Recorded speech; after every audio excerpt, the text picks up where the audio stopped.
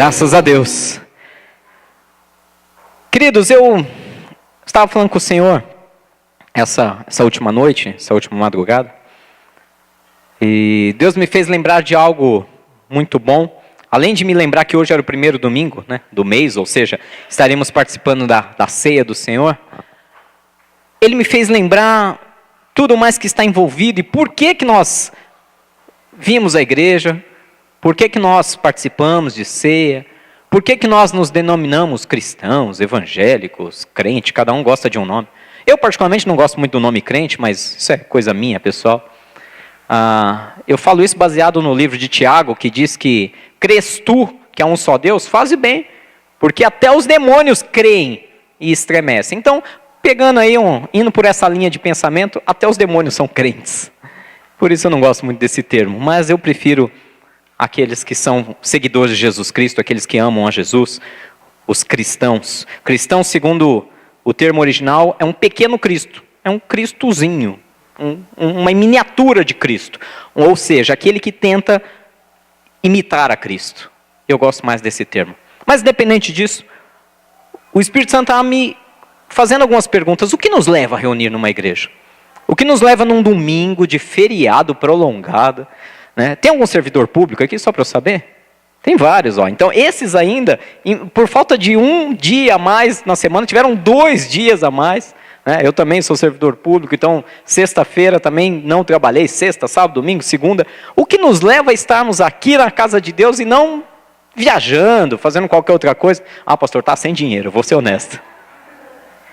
Pode até ser, tudo bem, mas o que nos leva a deixar nossos descansos, nossos afazeres e estar na igreja um domingo chuvoso, logo pela manhã? O que nos leva a, dia após dia, lutar contra nós mesmos e falar, isso não é certo, eu não posso fazer isso, eu tenho que ir pelo caminho que é certo. O que nos leva a ficar tão irritados, incomodados, quando nós vemos injustiça? Por quê? Você já percebeu como te incomoda a injustiça? Incomoda, eu sei, não tem exceção nenhuma. Todos vocês, quando assistem o jornal, quando veem as notícias na internet, todos vocês, quando veem injustiças acontecendo, vocês ficam incomodados, revoltados, se sentem mal e até irados. Por que nós somos assim? O que nos leva a fazer tudo isso? E aí veio a grande resposta de Deus. A resposta de Deus é: nós não somos desse mundo. Nós não somos desse mundo. Esse mundo cheio de injustiça, cheio de desigualdade, esse mundo que tenta nos consumir por trabalho, por preocupações. Por isso nós temos tanto prazer em entrar por essas portas, por isso nós temos tanto prazer em deixar outras coisas, para estudar a palavra de Deus, para poder passar um tempo em oração. Porque no fundo, segundo a nossa palavra, ou melhor, a palavra de Deus que está em nossas mãos, segundo essa palavra, o mundo jaz no maligno. Ou seja, o mundo está repousando sobre tudo que é mal. E também diz que o príncipe desse mundo, Jesus se referindo a Satanás, ele chama ele de príncipe desse mundo. O príncipe desse mundo já está aí. Ou seja, o próprio Senhor Jesus diz, esse mundo está aí, nas mãos de um príncipe, e esse príncipe não é nada bonzinho. Pelo contrário, ele quer o seu couro, quer o seu sangue, quer a sua alma. Também diz a mesma palavra de Deus que nesse mundo nós teremos aflições. Mas tem de bom ânimo, porque Jesus venceu este mundo. Todas essas referências me fazem lembrar, e o Espírito Santo começou a ministrar no meu coração, por que nós viemos à igreja. Por que nós temos tanto prazer em louvar. Por que nós ficamos tão irritados quando vemos injustiça? Porque no fundo, eu e você, nós não somos desse mundo. Nós vivemos nesse mundo, mas não somos daqui. Pastor, onde você vai chegar com isso? Nós somos algum tipo de alienígena, extraterrestre, algum tipo de espírito evoluído vindo de outra galáxia, outra dimensão? Não é nada disso. As pessoas tentam inventar religiões, tentam inventar doutrinas em cima dessas linhas de pensamento, mas a palavra de Deus, que é viva, verdadeira e eficaz, ela afirma que nós, na verdade, somos criados pelo próprio Deus. Um Deus que é espírito, um Deus que pertence ao mundo espiritual, que criou tanto o mundo espiritual quanto o mundo físico e que nos colocou aqui. Mas o nosso anseio, por mais que a gente não entenda isso conscientemente, a nossa alma, o nosso espírito, ele anseia em voltar para o Criador. Ele anseia em voltar para a vida eterna, de paz, de alegria, de regozijo, a felicidade plena. É isso que lá dentro de nós fica clamando. Por isso nós viemos à igreja. Não é simplesmente para resolver problemas, não é para dar dinheiro, não é para nada disso. Nós viemos porque nós estamos em busca do verdadeiro reino, da verdadeira pátria que nós pertencemos. Amém? Eu não sei se você sabia disso, mas você não é desse mundo. Sabia disso? Com todo o carinho e respeito, olha para o estrangeiro que está perto de você aí, ó, esse que não é desse mundo, que não é um alienígena, e diga, olha, você não pertence a esse lugar não.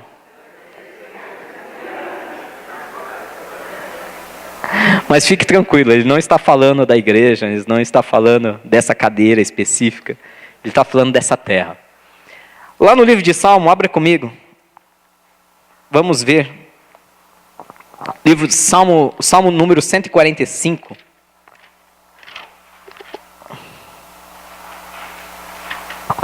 Salmo 145, a partir do versículo 10. Salmo 145. É um salmo, é um cântico de louvor de Davi. E no versículo 10, fala assim. Só para lembrar vocês que eu estou usando a nova versão internacional, a NVI. Então talvez esteja um pouco diferente aí, mas você acompanha na sua tradução. Salmo 145, 10 diz: Rendam-te graças todas as tuas criaturas, Senhor, e os teus fiéis te bendigam. Eles anunciarão a glória do teu reino e falarão do teu poder, para que todos saibam dos teus feitos poderosos e do glorioso esplendor do teu reino. Porque o teu reino é reino eterno, e o teu domínio permanece de geração em geração. O reino do Senhor é eterno, e nós o bendizemos por isso. A maior prova de que nós não estamos falando desse reino terreno, basta você estudar um pouco, ou melhor, basta você procurar na internet curiosidades sobre evolução da Terra, sobre planetas, sobre meteoros e tudo mais. Você vai descobrir que uma hora isso aqui acaba. Literalmente. Literalmente.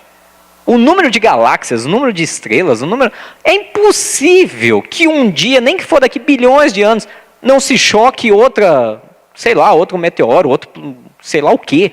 Eu não conheço muito de nenhum tipo de astronomia, então não sei nem dizer o nome dos corpos celestes. Mas é impossível que daqui a um tempo não se choque alguma coisa e destrua esse planeta que você chama de casa, de terra. Mas diz aqui que o reino de Deus é um reino eterno. Permanece para sempre. Esse reino não tem como ser físico, esse reino não tem como ser um mundo palpável. Ele está falando de um mundo espiritual do qual eu e você vamos passar a eternidade. Nós vamos louvá-lo. Puxa, pastor, eu queria que demorasse um pouquinho isso. Sim, para alguns vai demorar mais. Para outros, não sei. A gente pode antecipar a nossa passagem. Basta ir um pouquinho antes da hora. Mas o interessante é que diz aqui no versículo 12, para que todos saibam dos teus feitos poderosos e do glorioso esplendor do teu reino. Queridos, entenda uma coisa, o reino que Deus tem preparado para nós, diz a palavra que ele tem um esplendor glorioso. Se você for lá no livro de Apocalipse, começar a ler sobre a Nova Jerusalém, o reino que Deus tem preparado para aqueles que o amam, você vai ver que a descrição é até meio estranha, soa até de maneira meio bizarra para alguns, porque diz que as ruas são de ouro, ela é pavimentada a ouro, você tem cristais para todo lado, você tem pedras preciosas, e não está falando pelo luxo, pela beleza, pelo valor financeiro, mas está se referindo à tamanha raridade que é. Como é difícil você encontrar pedras preciosas nesse mundo físico, diz que nesse reino que ele tem preparado, isso é em abundância. Tamanho esplendor. E Deus tem preparado isso para aqueles que o amam. Diz ainda, vamos lá comigo, lá no livro de Mateus, capítulo 6, que quem entende que Deus tem preparado algo que não é deste mundo, quem entende isso, faz uma oração, aquela oração do Pai Nosso que vocês conhecem muito bem. Mateus capítulo 6, o Evangelho de Mateus capítulo 6, lá no versículo 10. Jesus ensinando os seus discípulos a orar, no meio da oração ele ensina algo simples, mas muito poderoso. Olha, quando vocês orarem, orem assim: Pai nosso que estás no céu, santificado seja o teu nome. Aí vem o grande segredo: venha o teu reino e seja feita a tua vontade, tanto na terra como nos céus. Está falando do reino. O grande problema, quando nós falamos do reino de Deus, é que a maioria dos cristãos não conseguem entender essa oração. Muitos falam: não, eu entendo o reino de Deus. Eu entendo quando o Senhor me levar, quando eu partir, ou quando Jesus voltar, eu vou morar eternamente com Ele no reino dele. Sim, e por enquanto? E por enquanto, a gente faz o quê? Vem à igreja, canta um pouquinho, agradece, chora às vezes as mágoas. Não. Jesus ensinando os seus discípulos a orar, ele fez uma oração poderosa e disse: venha o teu reino. Venha o teu reino para agora, para hoje, para o nosso dia a dia, para a nossa vida. Venha, Senhor, o teu reino sobre nós. Essa é uma oração que poucas pessoas conseguem entender no primeiro momento, mas se você meditar pela clareza do Espírito Santo, ele vai abrir os teus olhos, teu entendimento, e você vai entender que dá para viver o reino de Deus ainda nos dias de hoje. O Davi, ele falava isso num salmo: Senhor, eu pereceria, sem dúvida, ou eu morreria, sem dúvida, em algumas traduções, se eu não acreditasse que eu veria o bem do Senhor aqui na terra dos viventes. Nós podemos viver o reino de Deus hoje. Nós podemos, mesmo no mundo físico, mesmo cheio de problemas lá fora, mesmo andando na nossa rotina diária, nós podemos viver o reino de Deus. Nós podemos viver isso. E é o que Deus quer fazer conosco a partir desse dia. Deus tem trazido palavras e Ele fez me lembrar nessa manhã de ceia que nós só fazemos parte disso tudo porque nós não somos desse mundo, porque nós participamos de um reino e precisamos trazer esse reino à existência. Você já viu com certeza aqueles filmes medievais, né, de guerras, de pessoas tomando castelos, feudos, reino contra reino. Tem vários filmes, seriados e assim vai. Como você estabelece um reino? Você já parou para pensar? Como se estabelece um reino? O que precisa ter para ter um reino? Primeira coisa, para ter um reino você precisa ter um quê? Um rei. Existe reino sem rei? Não. Se você não tem rei, você não tem. Você pode ter outra coisa, um principado, sei lá, um outro tipo de hierarquia. Mas para ter um reino, um reinado, você precisa ter um rei. Primeiro passo simples, fácil, tranquilo. Bom, quem é o rei desse reino? Eu acho que isso não tem dúvida para ninguém. Ou nós estabelecemos Deus como nosso rei, ou nós estabelecemos Ele como aquele que tem o senhorio, que tem o governo, que tenha toda a autoridade, e Ele falou, está falado, não se discute, ou já não é reino, é uma democracia. E esse é o problema. Vocês conhecem um pouquinho de essa parte da geografia política, né? Existem alguns tipos de governos, sistemas de governo. Nós, no Brasil, vivemos uma democracia. Boa ou ruim, é uma democracia. Não vamos entrar no mérito. Uma democracia onde o povo escolhe de maneira direta todos os seus representantes. E assim é. Alguns países, por exemplo, não têm uma democracia. Alguns países têm um sistema socialista, ou melhor, comunista. E outros países até pior, um sistema autoritário mesmo. Né? Um regime onde é ditatorial. Um ditador se coloca lá e fala, eu mando, e quem não obedece morre. Outros países têm um sistema de monarquia. Sistema de monarquia nada mais é do que vocês sabem. Um rei é estabelecido por causa de uma linhagem familiar real, e ele vai nomeando ali os seus súditos para que sejam espécie de ministros do governo. E pode ter ainda também alguns tipos de reino, onde este rei levanta eleições para que se levantem os ministros. Resumindo, Muitas vezes nós fazemos da nosso dia a dia, nossa vida cristã, uma democracia com Deus. Deus, o Senhor vota nisso, mas eu, o meu cachorro, o meu papagaio e mais um colega de trabalho, nós votamos o inverso. Então nós ganhamos, porque é uma democracia e nós vamos fazer do nosso jeito. É assim ou não é? Muitas vezes Deus fala, vai por aqui. Não, mas Deus, livre-arbítrio, Senhor, democracia, vamos negociar esse negócio aí. Vamos fazer de outra maneira. Já começamos por aí. Para que haja um reino, tem que ter um reino. Para que haja um rei, tem que ser estabelecido um sistema monárquico. O rei manda, a gente obedece. Simples assim. Amém? Não é fácil. A maior luta do ser humano é arrancar a democracia de si própria para que Deus reine. Não é fácil. Eu estou tentando fazer isso há anos. Sim, eu não tenho vergonha de dizer, eu estou tentando. Afinal de contas, nenhum de nós está pronto. Se eu tivesse pronto, tinha acontecido igual Elias. Já tinha subido numa carruagem de fogo. Sido arrebatado por Deus na frente dos olhos de todo mundo. Estamos lutando para tirar a democracia das nossas vontades, a democracia das nossas manias. Não, Deus, eu prefiro fazer assim, vamos entrar no acordo.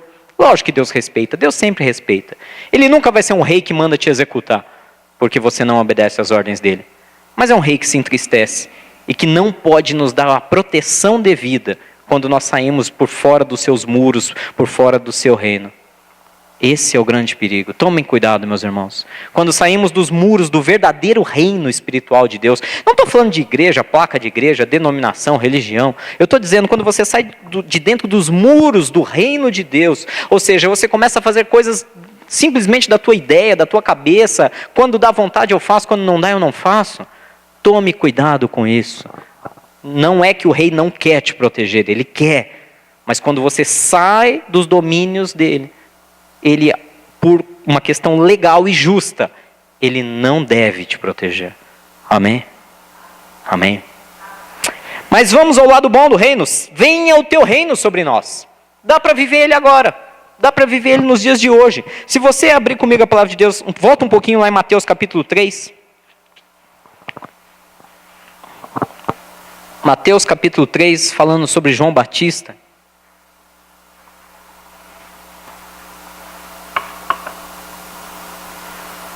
Versículo 1, diz assim, está dizendo sobre os dias de Jesus. Naqueles dias, surgiu João Batista, pregando no deserto da Judéia. Ele dizia, arrependam-se, pois o quê?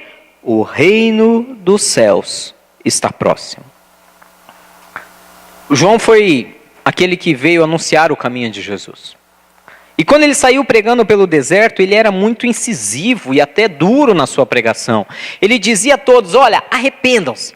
Ele chamava os próprios fariseus também de raça de víboras. Ele era extremamente duro. E algumas pessoas pensam, puxa, mas que profeta mais mal educado. Não, você tem que entender que muitas vezes o profeta, quando começa a ser duro demais, pode ser que o amor dele por aquelas vidas é tão grande que ele precisa chocá-las, ele precisa de alguma maneira chamar a atenção delas. E é o que João Batista fazia, ele agia de maneira ríspida e dura, porque ele amava a tal ponto de precisar chamar a atenção e corrigi-las. É a mesma coisa do pai que corrige o filho a quem ama. O pai que só passa a mão na cabeça cria um delinquente, mas o pai que quando necessário diz a palavra, corrige e se necessário fustiga não de machucar, mas aquela questão de dizer, olha, aqui tem limites. Esse pai ama e esse pai mantém o filho no bom caminho. João Batista dizia, arrependam-se. E arrependam-se por um motivo muito claro. O reino de Deus está chegando. O reino de Deus está chegando. E aí eu pergunto, o reino de Deus tem chego em nossa vida? Tem chegado em nossa vida? O reino de Deus realmente ele veio e invadiu a nossa vida? O reinado de Deus, todas as leis que regem este reino, toda a proteção que vem em favor desse reino. Porque o reino, gente, não... Algumas pessoas encaram esse reino de Deus como algo pesado. Puxa, eu só tenho obrigações. Não! Dentro de um reino, a nossa obrigação é quase nenhuma. A obrigação é quase toda do rei.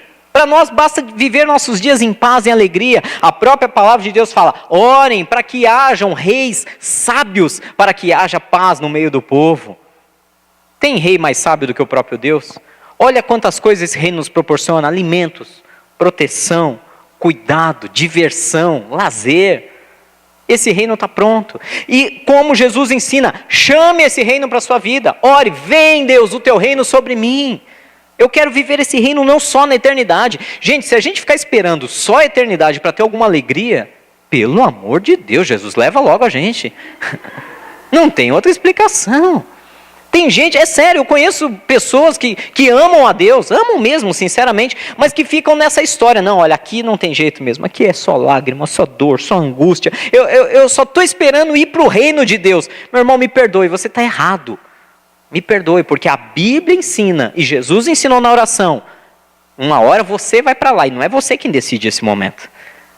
Mas venha o reino de Deus sobre nós. Você precisa ser um agente de transformação desse mundo. Você precisa atrair o reino de Deus. E como que você faz isso? Já parou para pensar? Como que você traz esse reino, esse reinado e todas as suas consequências boas? Como é possível? Olha o que fala lá no livro de Mateus, ainda, capítulo 16. Tem uma história interessante. Mateus capítulo 16, Jesus estava perguntando para os discípulos e para Pedro, especialmente, quem as pessoas diziam que ele era. Mateus capítulo 16.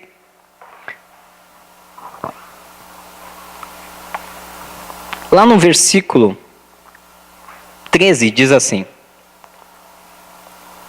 Mateus 16, 13. E chegando Jesus à região de Cesareia de Filipe, perguntou aos seus discípulos, quem os outros dizem que o Filho do Homem é? Filho do Homem se referindo a ele. E eles responderam, alguns dizem que é João Batista, outros Elias, e ainda outros Jeremias ou um dos profetas. E vocês, perguntou ele, quem vocês dizem que eu sou? E Simão Pedro respondeu, tu és o Cristo, o Filho do Deus vivo. E respondeu Jesus, feliz é você, Simão, filho de Jonas, porque isso não foi lhe revelado pela carne ou pelo sangue, mas por meu Pai que está nos céus. E eu lhe digo que você é Pedro, e sobre esta pedra eu edificarei a minha igreja, e as portas do Hades ou do inferno não poderão vencê-la. Eu lhes darei as chaves do reino dos céus. E o que você ligar na terra, terá sido ligado nos céus. O que você desligar na terra, terá sido desligado nos céus. Aleluia. Olha isso. Jesus, o que as pessoas pensam que eu sou? E alguns diziam que ele era alguma reencarnação de João Batista, que tinha acabado de ser decapitado, de Jeremias, de outro profeta, de Elias. Algum outro profeta, as pessoas não sabiam que Jesus era. Só via ele andando pelas ruas fazendo milagres e coisas assustadoras para os olhos deles, mas eles não tinham ideia. Só quem estava próximo de Jesus sabia quem ele era de verdade. Sabia que ele era o Cristo, o Filho do Deus vivo. Então começa por aí. Você quer atrair o reino de Deus para a tua vida? Você quer viver esse reino? Primeira coisa, você tem que andar próximo de Jesus. Você tem que estar ali em comunhão com ele. E aí, na hora que vem a grande pergunta, e você?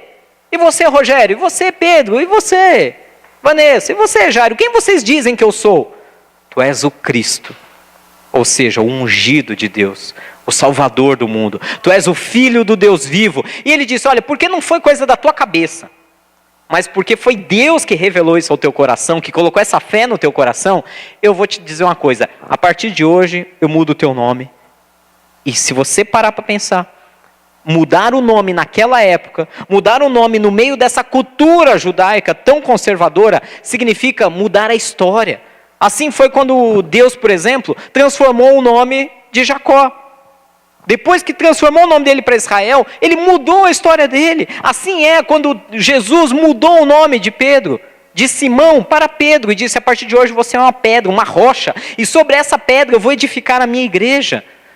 É a mesma coisa quando Deus mudou o nome de Paulo, que era Saulo. Diz, você era um perseguidor, a partir de agora você vai ser um anunciador do Evangelho. Mudar o nome é muito mais do que, vamos trocar o nosso nome. não gosto desse. Não, segundo essa tradição e segundo a cultura judaica, quando você muda um nome, você muda toda uma vida, você muda toda uma história. E Jesus está dizendo aqui, eu estou mudando a tua história a partir de hoje, Pedro, porque Deus revelou para você quem eu sou de verdade. E porque Deus revelou, eu vou mudar a tua história, eu vou te dar as chaves desse reino. Você vai ter livre acesso a esse reino. Você pode entrar, você pode sair, você pode trazer a ele a este mundo, porque você declarou quem eu sou na sua vida. Assim é. Parece simples, e é. Você quer atrair o reino de Deus para a tua vida? Comece a declarar todas as manhãs quem Jesus é. Comece a declarar de verdade. Não é só ficar correndo atrás de bênção. Não é só ficar correndo atrás de milagre, de sinal. Declare quem é o Senhor da tua vida. Quem manda. Quem é que tem direito de, mesmo contra a sua vontade, começar a entrar e tentar transformar os nossos corações? Declare isso pelas manhãs. Deixa Ele reinar. Por que nós insistimos em ganhar de Deus? Não tenho ideia. Não tenho ideia. Eu falo por mim, eu não tenho ideia. Eu tento entender por que eu tento tanto ganhar de Deus. Por que eu quero fazer as coisas tanto do meu jeito, mas eu não descubro por quê. Não sei se eu sou teimoso. Minha esposa pode dizer depois. Mas quase nada, né, mamãe? Não sei se é teimosia, não sei se é mania, não sei se é medo de ser algo diferente. Não sei se é medo de perder o governo da minha própria vida e ter que simplesmente fazer 100% do que Deus manda. Talvez seja esses os nossos medos. Mas quando nós fazemos como Pedro e declaramos, tu és o Cristo, o Filho de Deus vivo, eu reconheço quem tu és pela revelação de Deus, automaticamente nós recebemos a chave do reino e podemos trazer ele para esse mundo. Podemos trazer ele para a prática. Olha o que diz a palavra de Deus. Ainda lá no livro de Mateus, capítulo 18. Viram a página?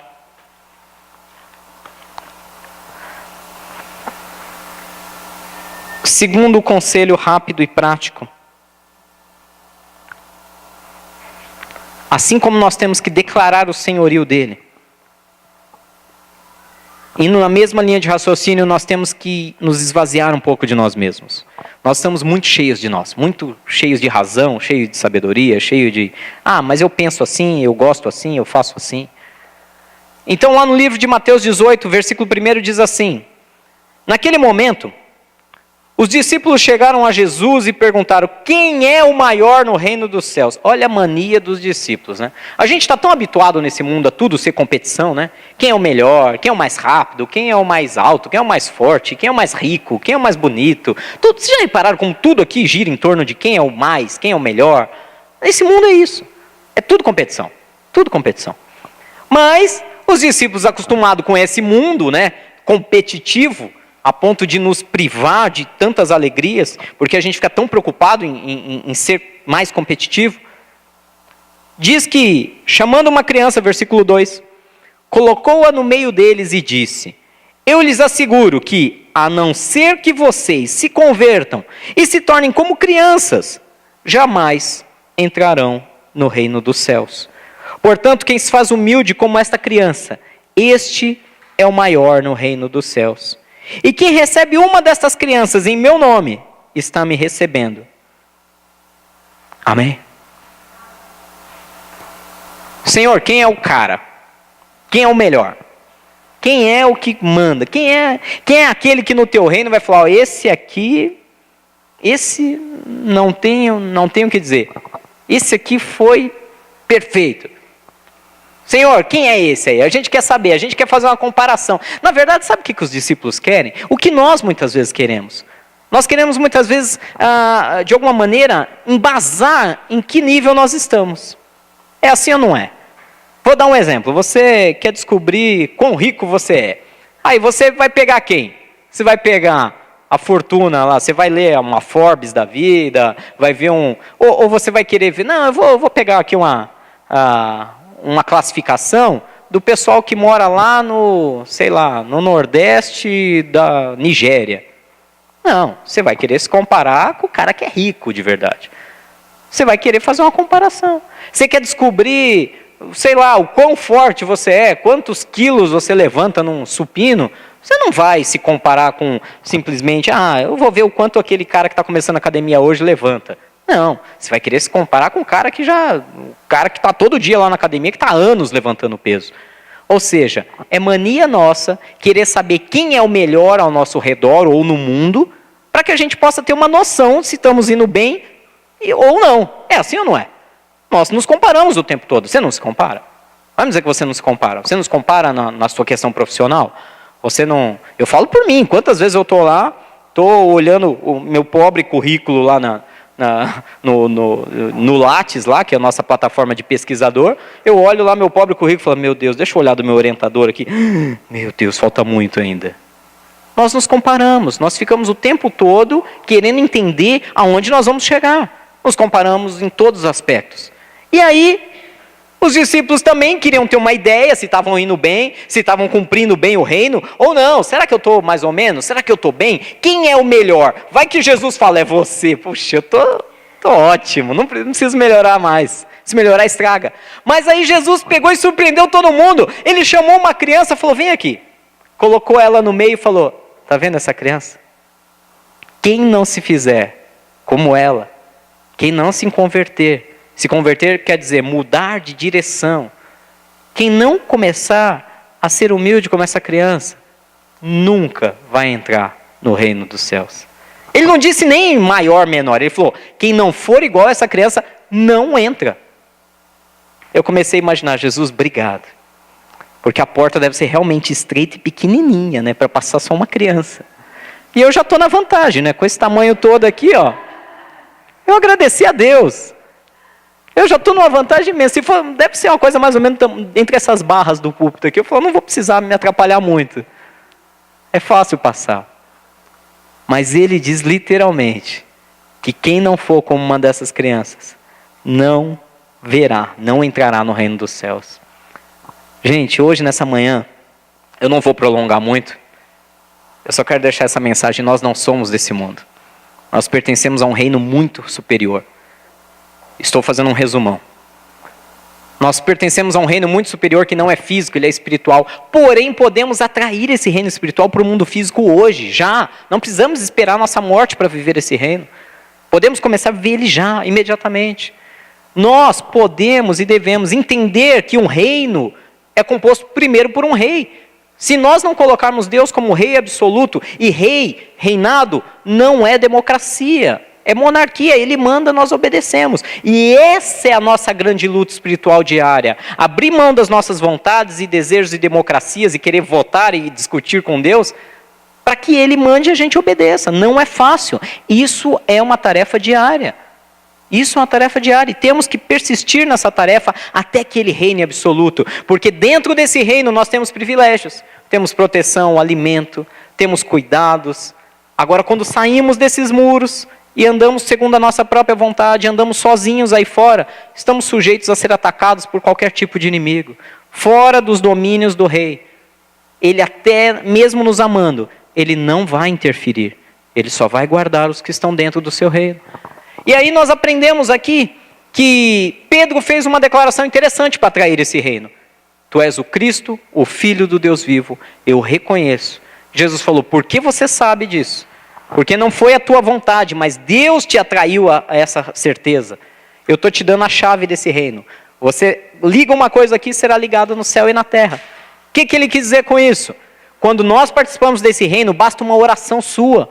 Basta uma lágrima derramada sincera aos pés de Deus e pronto, você liga nos céus e na terra, você atrai do mundo espiritual para o mundo físico situações, bênçãos de Deus, riquezas de Deus, liberações de cura da parte de Deus. Basta você ser sincero diante dos pés dele que você atrai do mundo espiritual para o físico. Você está ligando na terra e no céu aquilo que você tem autoridade porque você pertence a esse reino. E aí para terminar nós vimos isso. Quem é que está garantido nesse reino? Quem é o bom? Quem é o cara? Pastor, olha, eu estou na igreja de segunda eu estou em culto casados, terça culto nos lares, quarta no culto, quinta no discipulado, sexta eu arrumo o que fazer, vou ensaiar com a banda, sábado eu vou correr com o pessoal na aldeia, domingo eu estou no culto de manhã, eu não perco um culto, eu estou em todas, eu oro, eu jejuo, eu prego, eu faço de tudo, eu estou garantido? Não. Não, Mas pastor, eu estou ralando aqui, eu estou trabalhando. Não, não sou eu que estou falando. Jesus está dizendo, você só tem garantia de entrada neste reino a partir do momento que você se faz como um pequenino.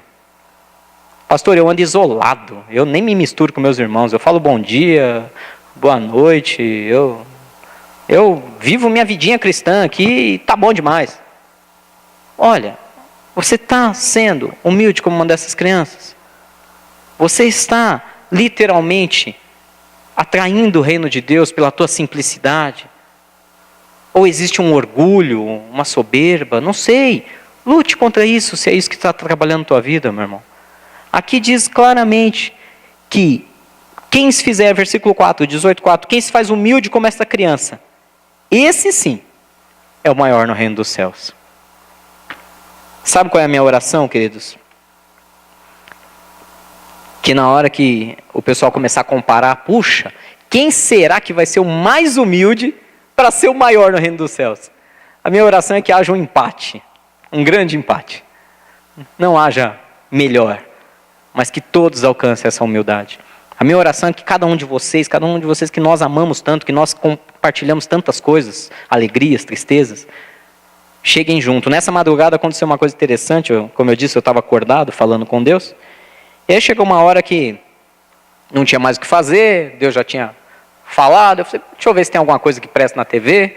Isso era para lá das 2 e tanto, eu estava terminando o Mundial de Atletismo, né? Está tendo um Mundial de Atletismo em Glasgow, uma coisa assim, né? Não, atletismo não, de ginástica olímpica. E aí aconteceu uma coisa interessante, que numa das modalidades, que é a das barras paralelas, acho que é assim que fala, não tenho certeza, o pódio, a medalha de ouro, foi dividido por 4 pessoas.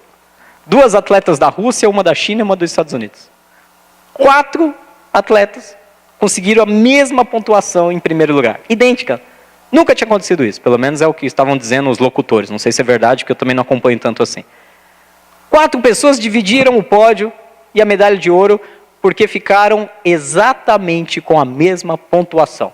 Foram 4 atletas com a medalha de ouro, uma com a de prata, uma com a de bronze. Que interessante isso.